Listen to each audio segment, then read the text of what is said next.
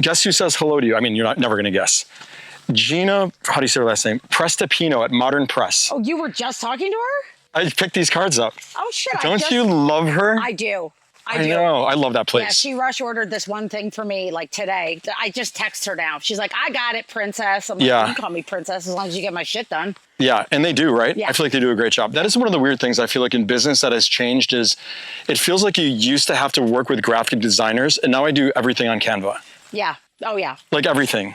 Do you use Canva? Do you use it like often? I know. I just hired a new designer and I had to get her to build me things in Canva. And she doesn't normally, she's like the real thing. Yeah, exactly. And I was like in design, it's like I wouldn't even know how to check it. Unless you're going to be up at fucking 4 a.m. to change some shit for me when I wake up in the middle of the night in a full-blown panic. I know. And she was like, okay, fair. And yeah, that's how I feel about Google Docs. I have anything with a Google, I have no idea how to use it. For some reason, my brain will not understand it. I just need it in Dropbox or in Excel. We use all Google stuff for Metroland now. I think it's because I have too many emails. Like over the years, I have like 7,000 emails and I'm not sure what they're inviting me to. So I can never get into it, like get access to it. That's fair. But first question, on a scale of 1 to 10, how happy are you? Today? Yeah. Great. Yeah. That's a good number. Does it often fluctuate? Yeah. Yeah. Yeah. But is that just like, obviously because of the day, but like, even on my happiest days, I don't think I say like anything above a 8. Really? Kind of. It feels like I'm always stuck in like a solid 6 or 7. I guess it's not bad to be, I wouldn't call it stuck, to like reside in a 6 or 7 is good. Yeah, it's never like below a 5. Than a violent oscillation. Yeah. Because I've had like, I'll have like a dip for like 4 or 5 days where, and it doesn't happen often, but it'll be like a 2 or a 3. And does it feel situational or is it like get totally out of situational. Yeah, yes, exactly. Or sometimes there's no rhyme or reason. I'm just, this is just, and then I go, well, yeah, X, Y, and Z happened. So that's why I'm, feeling shitty right now. But, and then I pull out of it. Yeah. It's a lot. There's a lot going on. Oh my God. It's like the thing for me that is, I know when I'm in a bad space is when my sleep doesn't happen. Yeah. I'm up at 2 in the morning until 4 in the morning. My brain is spiraling. Yep. I have to get up. I have to walk around. I'm making chamomile tea. I'm like on my computer, like brainstorming ways to like get out of this predicament. Yeah. Do you sleep well? No. Really? Yeah. Oh my God. I fall right to sleep and sleep for 8 hours. So lucky. My husband and I actually, we don't even sleep in the same room hardly anymore. Yeah. That's my dream relationship. I know. And it actually works really well for us, but it's because he goes to bed like 4 hours before me. And he always goes, don't stay up too late. And then he wakes up and I'll be back at the computer. Yeah. And he'll be like, what the fuck are you, like, he's like, did you go to sleep? I'm like, I did. Yeah. So how many hours of sleep do you get? 5. Oh my God. So you can just like live in that world of 5 hours of sleep. You don't need, like, when's the last time you've gotten 8 solid hours of sleep? Probably about a month and a half ago. Okay. But here's the thing, like there's no in between for me. It's like one extreme or the other. And so the last time I got a lot of sleep is because I had basically like a nervous breakdown and it was compounded by the weather and all this other stuff. And next thing you know, I went home that night and I told everybody and I slept for 15 hours. Yeah. That's a good thing. Your body eventually reaches a limit where it's like, you know what? I'm done. Yeah, I can't reside in balance. It just doesn't ever work for me. Yeah. Are you a perfectionist? Yeah, that's not surprising. You're really one of the hardest working people I've ever met in my life. I mean, I give you a lot of credit. You are a professional in every sense of the word. I mean, every time that we work together, it's like, you want to know all the details way ahead of time. You're no nonsense. I always said to you, like, one of the things that I find to be one of the most annoying qualities about someone is if they're like silly. Yeah. If they don't take something seriously, like you're all business, you have boss energy, you're smart as hell, you get the job done, the results are great. To work with you is like a fantastic experience. Well, thank you for coming from somebody like you. That actually means something. Thanks. So thank you very much. But did you learn that, like, I forget which started first because you're a comedian, you have music. Music first, then comedy. Okay, and now you own the Metroland. Yeah. Okay, so when you first started doing music, did you learn how to be taken seriously over time? Or was it like, you've always had that sort of boss energy? Like you were always kind of like You knew what you wanted from the start. I always knew what I wanted, but I definitely had to learn some lessons like the hard way at first. I actually just had a conversation with somebody about a mentorship program that I'm starting. Oh, and nice. Most of the impetus behind it is because of, for young women, learning the difference between exposure and exploitation. And you'll get somebody when you're young. Explain that to me. Okay. When you're young, you are going to take whatever gig you can. You can be sold any kind of opportunity. It takes you a while before you learn what's what. Oh. They know you're hungry. You're going to say yes to anything, and they're just going to exploit the shit out of you. Not compensate you for it. And not compensate you, or Right. it's not the exposure. It's not the gig you think it's going to be. That's because great. you don't know any better. Will that program come with you actually being part of the conversation Oh, yeah. when you're negotiating like pricing? I have 2 That's so smart. mentees already. Good for you. That's great. I mean, because especially like actually somebody that we have in common, Harley. Oh, yeah. Yeah, I've been talking to her mom a little bit. Exactly. Yeah, Kim. Yep. So I talked to Kim the other night. We've been working a lot together. That's funny you say that because they were like, she's playing again. I'm like, she better be getting fucking paid, this little girl. She does. Yeah, good. She should be. Well, I saw some of the posts and I was like, let me help. But I saw some of the people and I know these because it's the same dirtbags that when I was 19, you know, like they're just, they're. Is it worse for girls? Oh, yeah. Yeah. Sorry, boys. Tess said that, and I mean, she was on last week, and she was saying that, like, to grow up as a female in business is not fair. Yeah. Like, it's not fair from the jump, and it needs to change. Well, yeah, because I mean, if you like flipped out on a bunch of people right now for something that you wanted done, something that wasn't going the way you wanted. A few hours ago. I'm not surprised. Yeah. And if I do it, it's like, oh, I have my period or I'm a bitch or whatever. It's like, it's a different playing field. I try not to play like the feminist card all the time, but sometimes it's like, that's 100% what's happening. Yeah, I got it. I mean, I see it as boss energy. I mean, it's like I have and I appreciate most of the people who I've worked with that have been like the bosses of me, like the finance people, the accountants, the lawyers have always been women. Yep. So like, I like a strong woman. To me, that's like, that's my team. Yeah. And I need them to yell. That's my communication skills, yelling. Like if you're not yelling at me, I'm not hearing you. Yeah. I think with, for me, being in bands that I was in other bands and I was like, I want my own band. And just by default, it usually ends up being me and a bunch of dudes. Yeah. And there's a reason I've been through so many band members in my lifetime. It's because you start to pick up on like who respects you and who is like good to work with. Like being a good hang is just as important as being a good musician. Right. Sorry, can you mind me one second? That's a nice ringer. June Farms. Hi, Matt. This is Kara. I spoke with you yesterday regarding booking. Okay, booking a what? Oh, sorry. Booking one of the wellness hats from September 2nd. I think it was available through the 5th. Did I send you a link? No, I bet you said I could book it through the website. Oh, you can. I mean, we get bookings all day long. I'm wondering what would be changing that. It's just not loading. Yeah, I'm wondering if it might be a website issue on your end. At the moment, I'm in the middle of something, but I will be done in like an hour and I can help. Oh, geez. Okay. I can help you with it then. No problem. Or I can text you, or however, whatever is easiest. Okay. All right, sounds good. All right, sorry about that. Okay, we'll take care of it. You got it. No problem. Bye. Do you answer your own phone calls? Sometimes. Do you answer all your work phone calls? Obviously not all the Metroland calls. No, I let them go to voicemail a lot. I try to leave my ringer off. So like I have to be like watching my phone. You do that. You might as well put me No, if my phone made noise every time somebody was trying to reach me, I would blow my fucking brains out. I'm this close to that happening. Yeah, no, you got to leave it off. You're going to look at it often enough, right? How do you know someone's... What are you talking about? I need to know they're trying to get a hold of me so that I can answer it. If I don't hear it or see it, then it's going to... I don't even have voicemail set up. Set up your voicemail. No way. That sounds crazy. We're just different people then. We're just going to agree to disagree. But if my phone made noise every time somebody was trying to reach me, I'd be in a fucking mental institution. Like a pinball machine? Yeah. Do you know how many questions I get asked on a daily? I don't know. I still can't believe you answer your own calls about this place. I would kill myself. I can't give it up. You have to. No. I would kill myself. No, don't make me. I know. I've been like at the fucking pool with you and we're like trying to eat fries and you're like, this is Matt. I know. June Farms. June Farms. Nope. Yeah.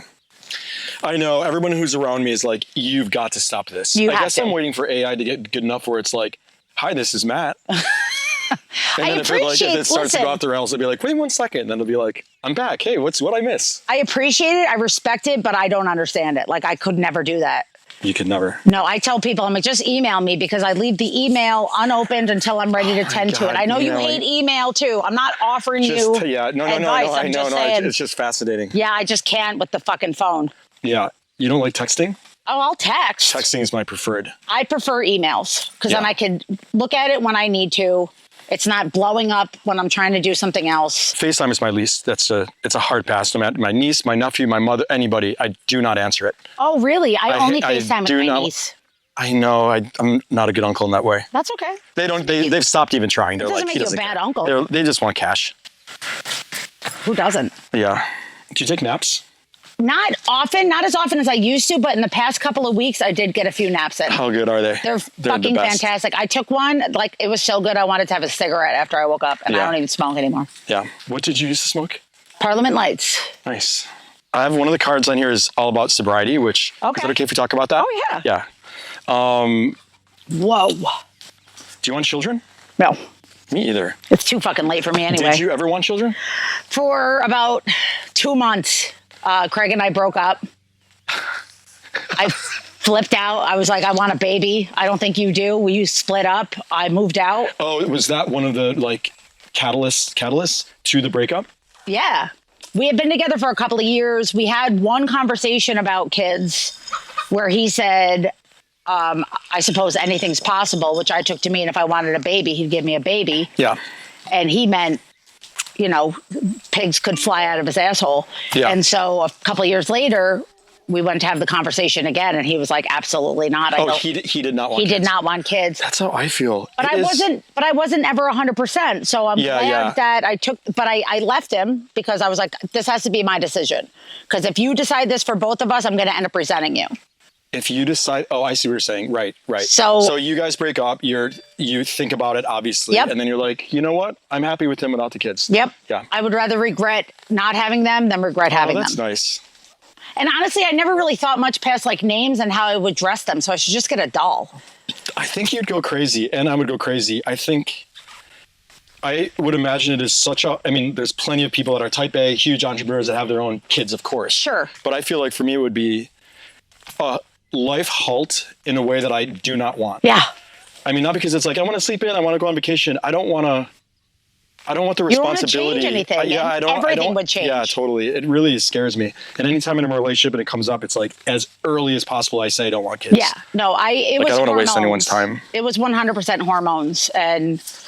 And I'm glad I came to my senses before somebody else snatched him up, because that was a fucking find. It was like a unicorn. He was my age. He had never been married. He didn't have any kids. I was like, I'm going to let this guy get away? No. Yeah. No. When was the first time you played live in front of people? Not including, I'm assuming karaoke was probably like the first go. Was karaoke the first time that you were like, holy shit, people fucking love my singing? No, not even remotely. Like live, I mean, I did like choir and stuff in high school. Oh, gotcha. Okay, listen, I'm going to give you another compliment. Your voice is so good. I mean, I like those types of singers that you have like a Kelly Clarkson, would you say? There's some quality about it that has that like soul and some depth to it. And it has like a little bit of raspiness, and you can go like all over the place. It's really sexy. Thank you. It's really, really beautiful. You should hear my newest one. It's almost like bluegrass. Is that Uncle Ernie? No, is that comedy? That's comedy. Oh, gotcha. What's the new one? Is it out? No, it's coming out. You can hear it first, though. Nice. I would love to. I sent you the one with the horns. Yes, that was beautiful. We fixed that one. That one's not fully out yet, but they're going to start coming out soon, and I'm really excited about this new stuff. Do you ever have listening parties? No. Can we have one? Sure. Yeah. I don't know what one is. I've never been to one, but it sounds like you play the music and we're all hanging out listening to it and just enjoying it. Okay. Yeah. I don't know if I would want to do that with my music. You can do that. I'll go in the other room. Why? Because I will rip it apart. But no, won't the album be finished? Isn't that It doesn't matter. I'll find something that I fucking missed. Something wrong with it. I'll throw it all out. Then how do you ever... I think is that pretty common with sort of artistic people that are never quite satisfied with it? Yes. Right. And then how do you then find peace with it? You just sort of move on to the next project? Well, with this particular album, the producer that I've been working with, the quality of the songs that I've written, and I never like compliment myself this much. It's completely different from anything I've ever done. And he just sent me the song called Blue, and I actually cried when I heard it because I couldn't believe that it was one of mine. That's really that's huge for me to say about myself, because normally I'm like, this is fucking trash. Don't ever let anybody hear this. And but what about it made you so emotional? It just came out so good. It was like really like, because I had a writer's block for the longest time because 1, I got sober, and 2, I found a good relationship. And I was like, how do you write what's the music struggle in this condition? Yeah. I was like, so is the album happy? And then like light? It still visits the old. I mean, if I don't do that, like, 90s, angry chick rock shit, then I'll lose my guitar privileges. I mean, I would say light and happy are not the 2 words I would use to describe you typically. Definitely not. I mean, you seem like you have some like stuff to talk about. It definitely runs the gamut. There's a few things that were very cathartic in that, but it resolves to some happier stuff. Like the song that I sent to you already was called Nice. Yep. This one is called Blue, but it's about like me discovering that rather than trying to wait for my husband to just, take a hint or pick up on a clue I was trying to drop, like having a conversation with him has made our relationship so much better. Adult. Yeah, I don't have to be like, you don't know that I'm mad. Like I have to sit down like he's, as if he's special and be like, I'm mad at you because... Is he a dude like that who doesn't really like pick up on the clues and you need to kind of hit him on the head with it? Yeah. But once I was like, you know what, my job can be to tell him. I wish he would figure it out on his own, but he's not going to. And I'm the only one suffering from this because he's over there thinking about steak and I'm walking around having a fucking tantrum. Yeah. And that's bad energy. So I'm like, this is why I'm mad. Let's resolve this and then move on. Nice. When was the first time you played live? I like guitar and singing. I guess like when was the first time it's like, holy shit, I'm doing this. I'm going at 7 p.m. on a stage. People are going to be staring at me, whether or not you're getting paid for it. Maybe this is like one of the first exposure versus exploitation things. Yeah. 1997. Like, Mother Earth's Cafe. Oh, wow. I know, right? I was in college down south. I taught myself how to play the guitar. I did a talent show 3 weeks later. Did you win it? I won. Of course. And I was like, what a bunch of fucking suckers. And You're also probably like, this shit is easy. Definitely like crazy to like write a song on the guitar and play it after like a few weeks. And I came to Albany. I would spend my summers in Albany and I was like, I want a gig. And I like some of my friends from college came up. It was like a big thing. And we packed Mother Earth's Cafe. I think nice. I got tips, but it was fine. And then I had another one a few weeks after that at Broadway Joe's. Oh my God. It was Backstreet Boys were playing at the Pepsi Arena that night. And so I joked. Oh my God, was it packed? It was packed. Yeah. So I was joking that I was opening for the Backstreet Boys. I was still drinking and smoking at the time. And these 2 little girls came up and asked me for my autograph. And I'm like, oh my God, I love it. Like, I love it. It was good. When was the first time that you felt like you are a big deal in music? I still don't. Is that true? Isn't that crazy? It's okay though. Yeah, I feel like is that like imposter syndrome stuff? Maybe a little bit, but also like it keeps me hustling. Yeah. I mean, I guess there's always some degree of feeling like, I am who I am. Yeah. But you have like fans. I do. You know what I mean? It's not just sort of like people know you as Erin Harkes and you happen to sing. You have actual fans that travel for you and fill spaces when you play. Yeah. And that must feel good. It does feel good. Yeah. I definitely have like some performances where when I'm done, I feel like fucking untouchable. But, life will respond accordingly and humble you right out. So it's good. It's the highs and the lows. So like I never like stay there for too long. And that's actually okay. Yeah. Because if I did, I would be full of myself. I wouldn't try hard. I would just be like, I'd be one of those, do you know who I am kind of people. What is your least favorite song to sing? If you never had to sing it again, what would it be? Original or cover? Cover. I can't say Walking on Sunshine. I know you want me to, but I can't. I know. You love that song. It's hard to say. It's got to be some wedding-ish song that you've just like sang 1,000 times before. Yeah, but I don't even offer ones that I hate singing that much anymore. Like, sorry, like you're just not going to get it. You give them a list. And they'll be like, well, do you know this one? I'm like, I do, but you're not fucking getting it. Yeah. What is a cover song that you feel like you crush every time and it's just like people are like, holy fuck, Proud Mary. You sing that. It takes amazingly. us 12 minutes. I'm on every fucking surface of the bar. Like I'm not 47.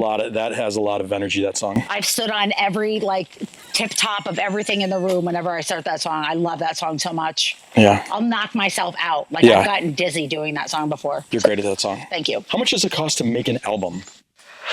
And like, how does that, do you have a team already to go anytime you want to do an album? Or is it reaching out to producers, reaching out to whomever is on your team? I don't have a team. I have bandmates. I have this producer that it's my first time working with him. And you loved it? I loved it. Who is the producer? His name is Dan DeKalb. Okay. Oh my God. Carolyn's husband? Yes. Yes, I love them. Right? Yes. He is phenomenal. We have these like moments. Oh, that is not surprising. Yeah. The energy of those two is just such A+, good energy. Yep. The kindest people, so talented. Have you met their kid?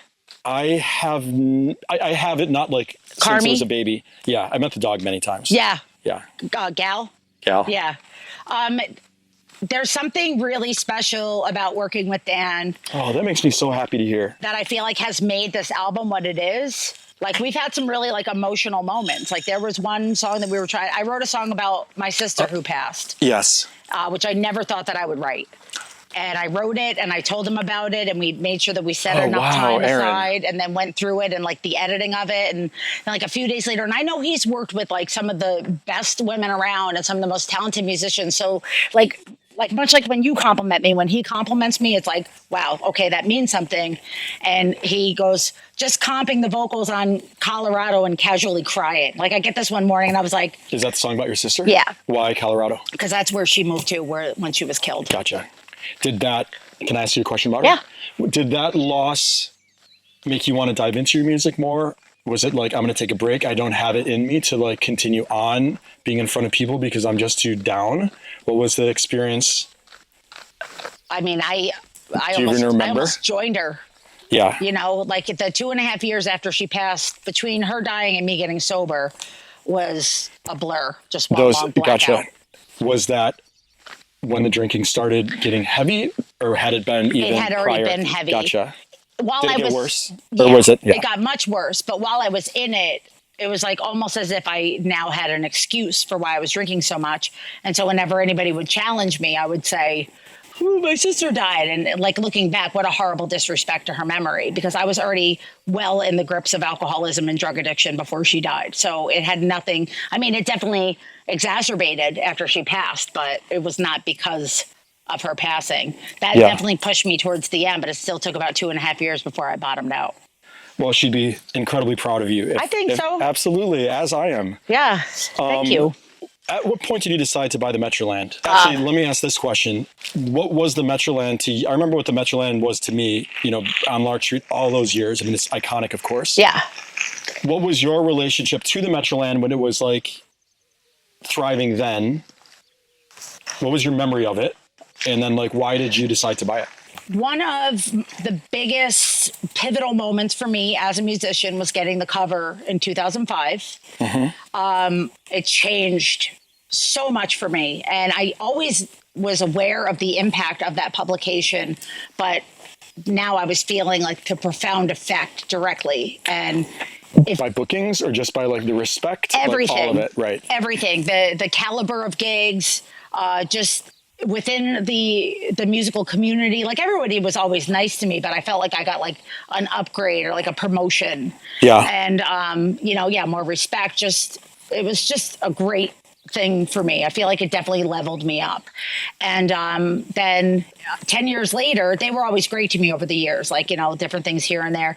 10 years later, I was talking to Steve Leon, and I said, you know, it'd be fun if we did like a 10 years later revisited, oh my you know, God, like that. yeah. Just half fucking around, but also like, put me back on the cover. And he loved it.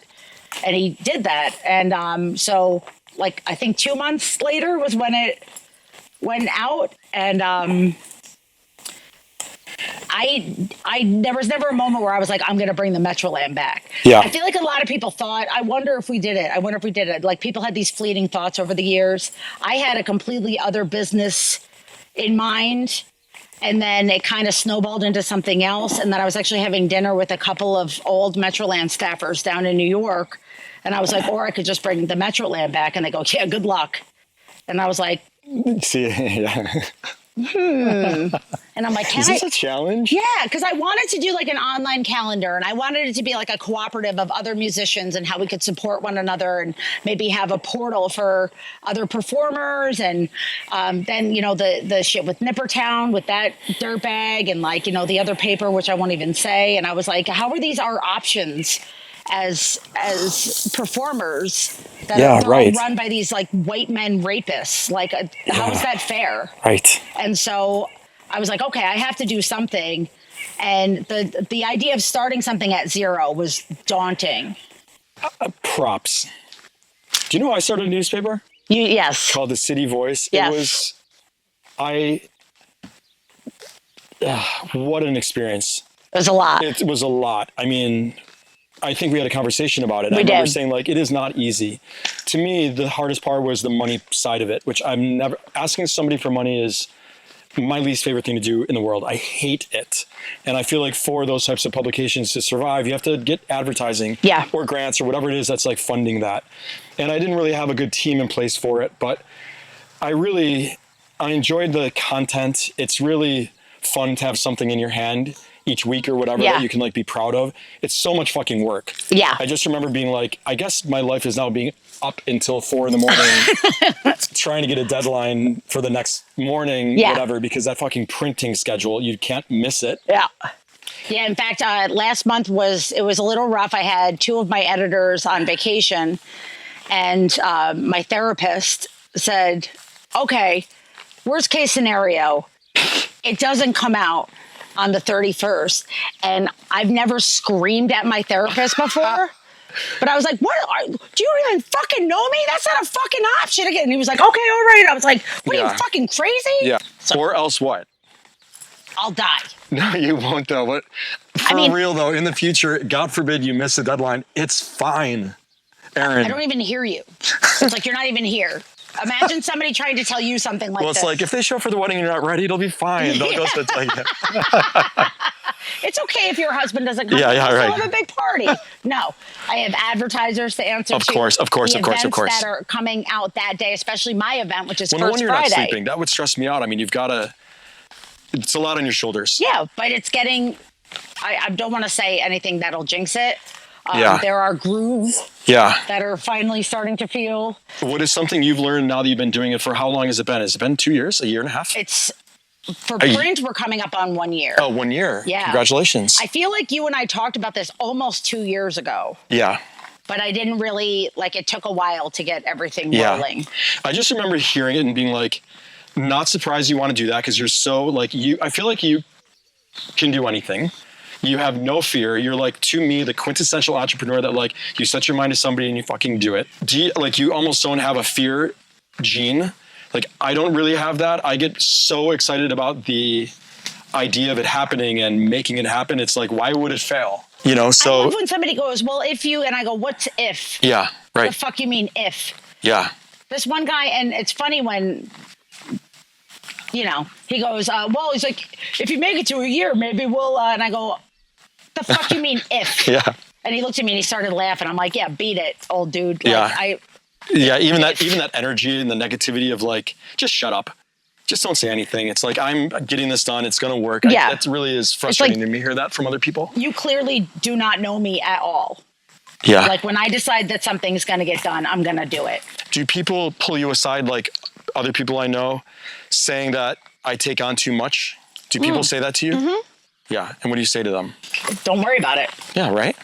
I feel like I thrive on multiple. I mean, if there's not me juggling a billion things, I get really depressed. I do too. But also what's funny is that people will say, they find this thing to say and they'll say it no matter what's going on in your life. I have not been performing that much since I started doing the paper, and people saying a lot. And I'm like, no, I fucking haven't. Yeah. I haven't at all. You should have seen my schedule before. Yeah. Yeah. I had 1 gig this month. What are you talking about? I was on ErinHarkes.com earlier today, and I was like, I thought you have a lot. I'm like, holy shit, when is she still finding time to perform and everything? I have 2 shows a month that are my regular monthly shows. One's comedy and one's music. Yeah, but you have the kids? Oh, the kids open mic. The kids open mic. Yeah. I mean, there were so many different things. I was like, how many Erin Harkes are there? It was impressive. I'm impressed, and it's like not surprising because you can get shit done. But the kids open mic, that started because Aura, when she bought she's coming on here. Oh, cool. Yeah. When she bought Emac and Bolio, she goes, I need an idea for something to do in the cooler months. And I go, how about a kids open mic? She goes, who's going to host that? I'm like, I'll host it until I fucking hate it. And she started laughing. And surprisingly, I actually love it. And that has started like the youth stage that I do now on First Friday and some of the mentorship programs that I'm starting. Like mostly because of the mentorship of it all, or just it's fun to be around the youth and just like see I learn as much from them as they learn from me. Like working with, I have this 10-year-old that I'm working with. Yeah. I had them on one of my Cafe Lena shows. I'm helping them record their first album. We're having a big release so party. cool. And once I started working with them, I started writing more myself. Like that's not a coincidence. Yeah. It's kind of like, with like alcoholism, they say when you help somebody that helps you stay sober, I feel like it's the same principle. It's like you get out of your own head. Like a lot of times I'd be like, there's no way I could help somebody else right now. And then you do. And like all of a sudden it's like the shower principle. You're like, oh, I just figured everything out. Yeah. And focusing on, another person. That's great.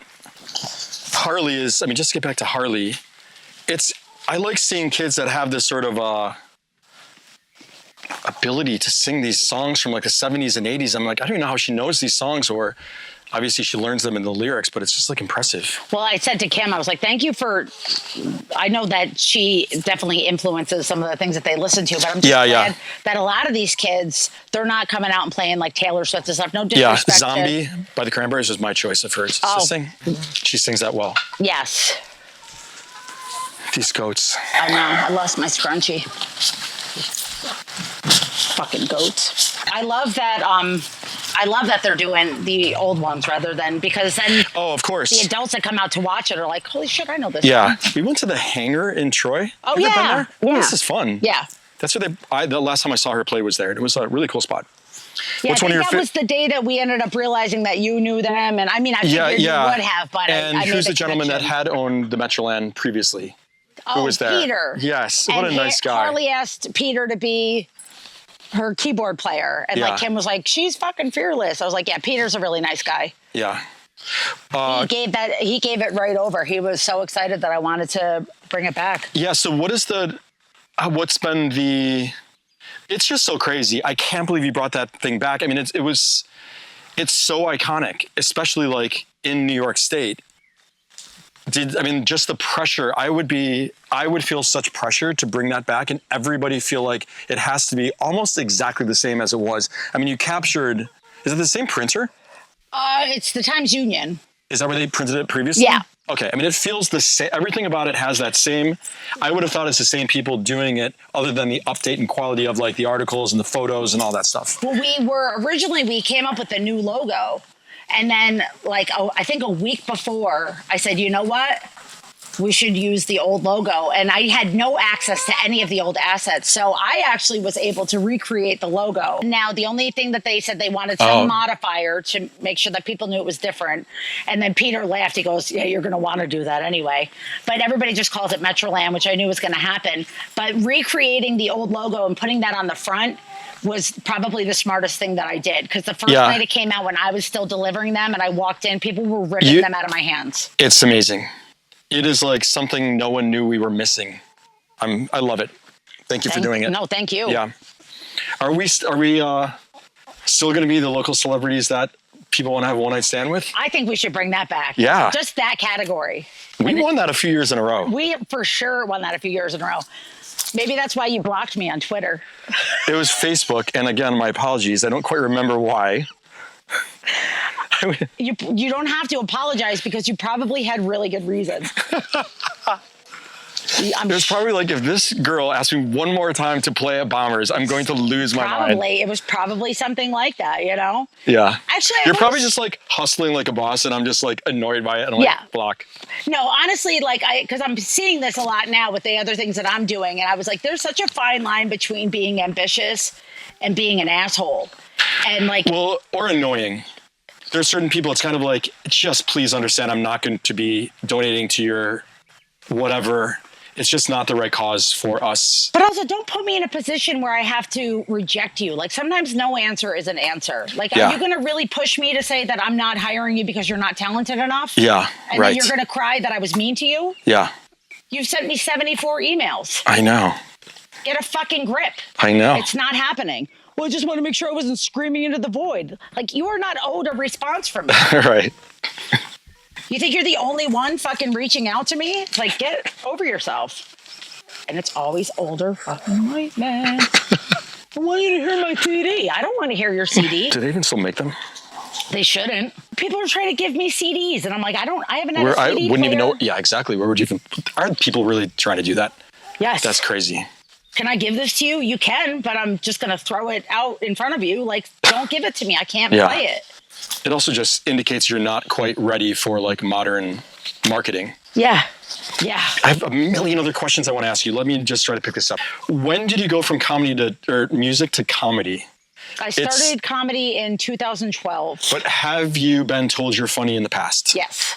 Did you sign up for an open mic for comedy? Yes. Where was it? Waterworks. Was your set gay jokes?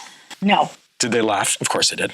You're funny. I got up, and the first thing that was it open mic or was it like? It was open mic. Oh, okay. Oh, gotcha. Okay. The first thing that I said, because the guy before me was disgusting, and the first thing that I said was, "Do I have to use the same mic?"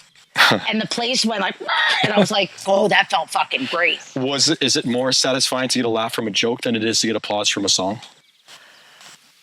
Yes. There's few people. I mean, when I think about it, I mean, who are the people that do comedy and music? Honestly. I can't think of really people that do like musical comedy. No, exactly. Yeah, but fully separately. I mean, you take your music seriously and your comedy seriously and haven't really blended it, even though I've said, why aren't you doing more of a, why aren't you blending that? Funny song that I have to share with you later on. Is it like Adam Sandler-ish, like funny song? Not that goofy. Oh, okay. But you'll appreciate it. Okay. I'll tell you about it later. But there's so much comedy that is like, just talking about experiences and like it's funny naturally because the stories are like funny without like, hokey jokes. Yeah. Have you ever thought about doing a show that's you talking about your life with songs and comedy? Well, whenever I've done like a singer-songwriter night, you naturally insert comedy. Yeah. Gotcha. So it just kind of happens, and that was kind of how the comedy began. It was like I would just tell stories and people would laugh, and I was like, "Oh, that felt good." Nice. Were you also like another income revenue source? No. Oh. If you expect that doing comedy, just fucking. Oh, really? Oh, God. How do you make money in comedy? Wait, do you get paid when you go to like well, I mean, I always pay comedians, of course. Yes, you do. You are. Do other places not pay comedians? Yeah, no. There's people that have been on the Tonight Show that still can't pay their fucking rent. That's crazy. I know. You know why? Because we're one of any artist has a certain amount of mental health issues or, whatever. Yeah. But with comedy, it's like probably one of the worst communities of people when it comes to stuff like that. And so you can get people to work for nothing. But isn't that the exploitation part of it?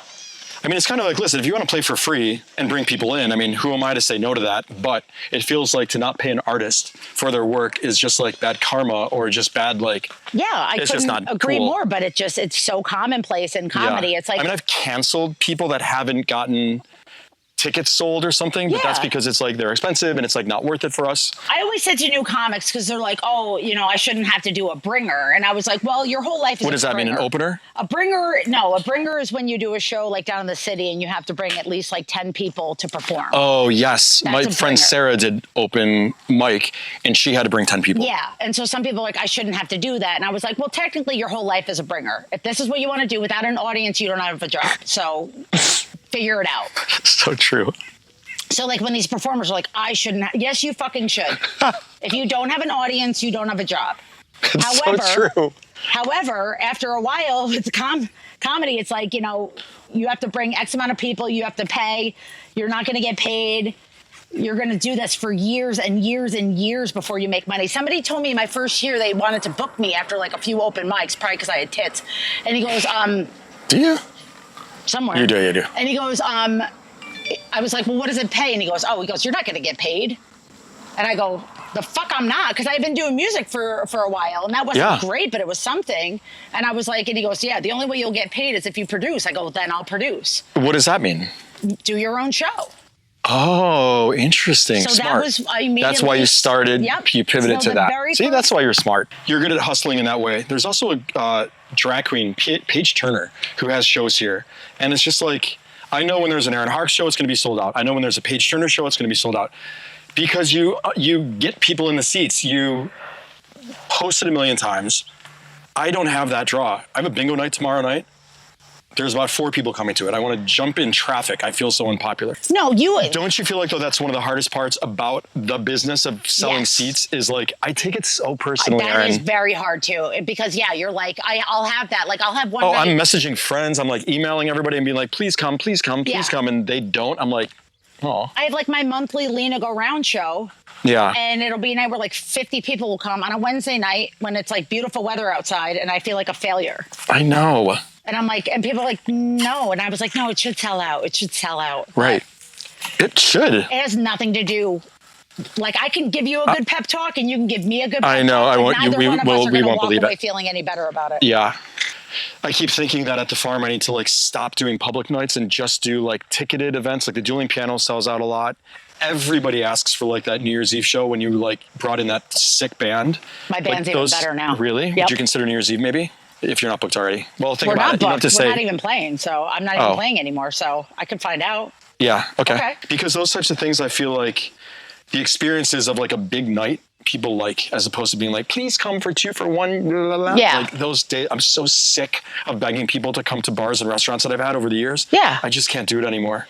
But I mean, you have a good thing going here, and you like, despite whatever trash you want to talk about yourself, you have this like Midas touch with the businesses that you have run, and your name is synonymous with success. Thank you for that. It sounds like it feels other than that. Yeah. Truly, but I mean, yeah. But your brain is going to always tell you that way, so that you don't stop working as hard as you do. Yeah.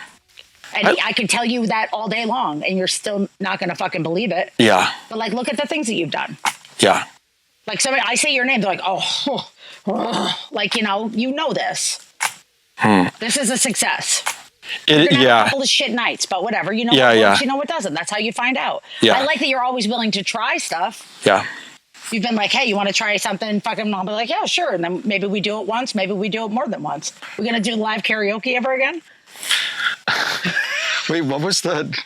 How did I mess that up? Something I did was fucked up for that night. I feel like we didn't have the right... yes, remember? I was trying to find the best way for the lyrics to roll for people. You didn't fuck anything up. I feel like I fucked something up. People ask for that a lot. Yeah, let's do it. Okay. If the neighbors would stop complaining, it's just like that is the noise complaints that I'm getting around here is like they're about to tar and feather me. It's getting to that point.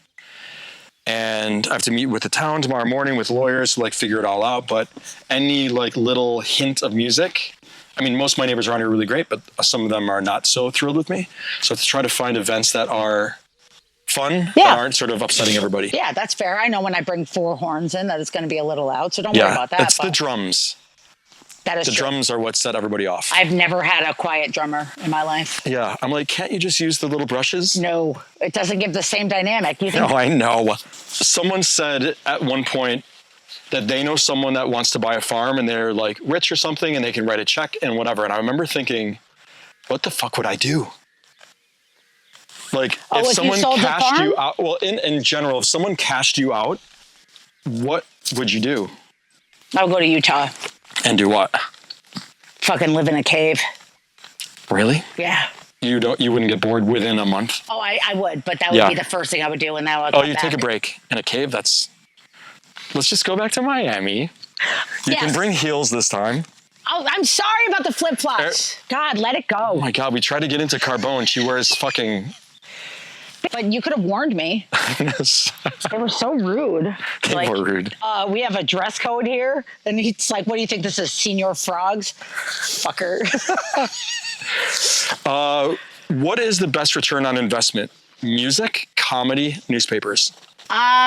Music has been, but I am determined to make this paper We are getting our digital advertising in order now. Nice. Some of the people that I reached out to a year ago that had no time for me are now reaching out to me, and that feels really nice. I have to advertise more. I'm sorry. That's okay. So music is the best return on investment. So far. I know it's kind of like people say to me, like, I want to open up a restaurant. What's your advice? It's oftentimes, I would say, don't do it. Yeah.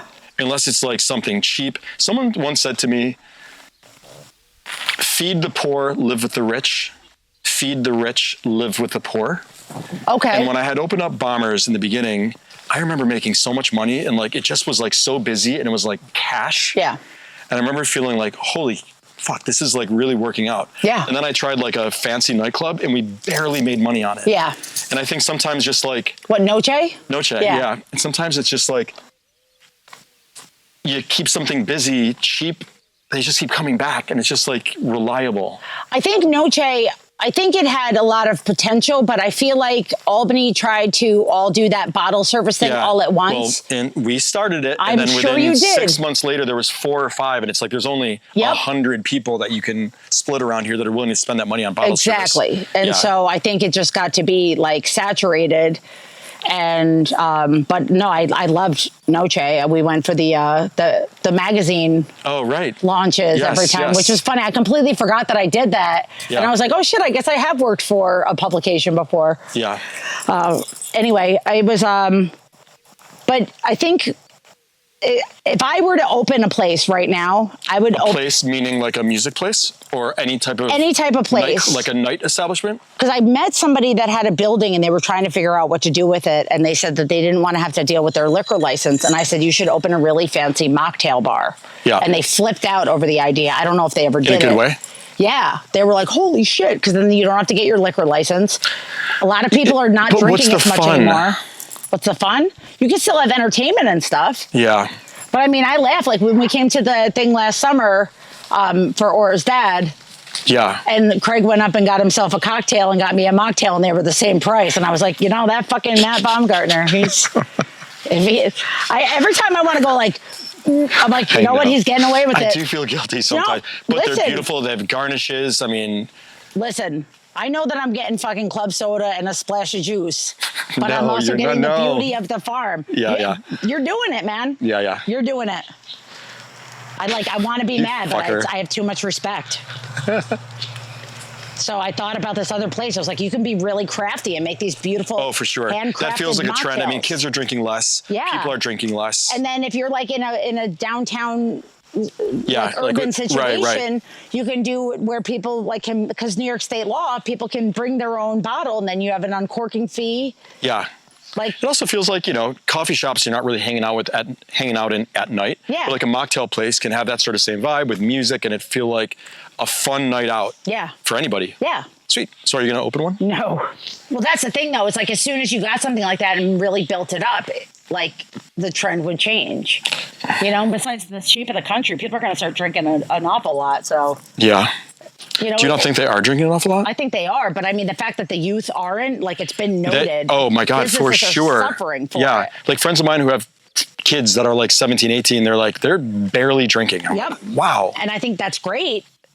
But it's you've said multiple times in interviews, all the money's in the liquor. Yeah. So if they're not buying the liquor anymore, what would you do? You start offering mocktails. Yeah. So a lot of these businesses that are faltering, I mean, the restaurant industry isn't what it used to be, but they're faltering because they're not shifting with the trends. Right. They're following the old business model, and they're like, people just stopped coming out. It's because people are fucking different. Yeah, that's true. But you keep changing it up. You keep reinventing and figuring out what people want. And so it's still working. But what would you do if somebody bought the farm tomorrow? Bought the farm. That's a euphemism. I know, right. Sorry. I would probably go to Miami for a little bit. I would chill down there.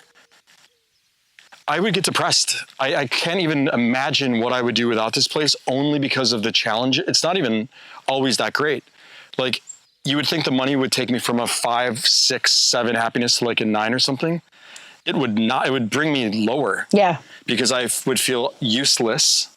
I would feel like I wouldn't trust anybody. Mm-hmm. I would feel like everyone just wants money or something. I'd be bored. I think it would be fun for a little bit. Yeah. And then I would have to do something challenging, start something that would be fun and like learn from my mistakes and learn to try to relax, which I'm not great at, but no. But I mean, would you pick another, like, what would your other business be? Probably like a members pool. I'm trying to do that here. Yeah? He hates the idea of that. With a mocktail bar? There would be mocktails, of course. Well, kind of like the standard where you can just chill there and order drinks and food. And yeah. It keeps getting hotter and we have cabin guests that are just like, where can we go swimming? Yeah. So it feels like a good something to offer, and then maybe make it a member's place. So what's next for Erin Harkes? I am going to try and make myself more obsolete with this paper. Yep. And focus more on the nonprofit. I'm really, the events and stuff that we're doing. The original reason, or the original idea that I had was to start a nonprofit that specifically helps other nonprofits with like their marketing and events and stuff like that. And so, which they need. Yeah. And so I had a really great talk with somebody today from Mission Accomplished, Coach Carmen. And I was talking to her about my mentorship program and everything. And she said, she started telling me about the other ones that are already in place. And she said, what we could really use. And she goes, and please don't think that I'm trying to deter you. And while she was talking, I go, I'm going to stop you. I'm going to stop you. And she's like, what? I go, I should just be the fucking big mouth that promotes the rest of them. She goes, that's what they need more than anything. Yeah. She goes, people keep saying that there's nothing for the youth to do. And she goes, that's bullshit. People just don't know about it. I go, perfect. This way I don't have to start anything on my own, which, I have boundless energy, but maybe I should, and already do what I'm doing. And so she goes, you can find a way to make money for your nonprofit by doing that. So I'm just going to, that was literally decided before I came over here today. So that's going to be my next. That's awesome. Focus. Doesn't it feel good when it's like, holy shit, wow, this is like, I now know the direction I'm going in it. That is another thing with like entrepreneurs. There's such an intense gut feeling of like, I know, and sometimes it takes a minute for that inside voice to steer you in the right place. Yeah. And when it does, it's like, there it is. It's the closest thing to the feeling that I used to get with drugs. Right. It's like the first time I did comedy, it felt like I took a hit of ecstasy. And I was like, I need to do this again and again and again. Like rub my neck. Who's got gum? Yeah. But that was the same thing. And so I'm still going to do my mentorship program. That'll be like specifically for, musicians, comedians, people of that ilk. And then see how I can work with the existing ones. If somebody doesn't want to do that and wants to do something that is already in one of the existing ones, doing this like trade and just helping bolster the existing mentorship programs. What's next for Matt Baumgartner? Our TV show airs November 17th. I can't wait. Are you going to have a watch party? I hope so, yeah. All right. Yep. That's exciting. This podcast is new and fun. It's like feels outside of my comfort zone. I'm excited for the list of people who I feel like I'm friends with that I want to talk to them about how hard it is to like do what they do. Yeah. Don't you think people just think it's like not easy, but like it's not that hard or something? The same people that say, oh my God, you're so busy, will still go, yeah, but you can do this. Yeah. I'm like, no. Yeah. Like you can call into work tomorrow if you don't want to go. Yeah, There's exactly. nobody that can cover for me. I cannot call in. Yeah. I would like to have in the podcast, since it's like therapy, to talk to me about my drinking at some point. Okay. Because it does feel problematic and I have talked to you about it in real life. If I could have probably one goal in life, it would be to be able to fly on planes without, drinking a lot. I'll just fly with you. Yeah. I'll fly with you. That's adorable that you think that's all it will take. No, I know that's not all it will take. I know that. I'm saying I could help. I know that it would take much more than that, but I feel like, have you ever flown sober? The last time I flew sober was when I had panic attacks on the flight. Okay. And then I don't remember, then I had another plan. Leaving Brazil in a plane and making them stop the plane as it was about to take off, getting out of my seat and causing a scene on a plane, and then them having to bring over that fucking ladder thing with the truck ladder, getting off the plane, not even knowing what they're saying to me because they're not really, first of all, can't hear a thing because I'm so in such panic. Since that point, I would never get on a plane without being just fucked up enough that I don't quite know what's happening. So you were sober that time? I wasn't drunk enough or on Xanax enough. Okay. That's the thing. I need to be so fucked up that feeling will never arise out of me again. Like that's such a monster in me that is capable of coming up. Yeah. I will never fly again without that, without me being, I'm probably about close to dying.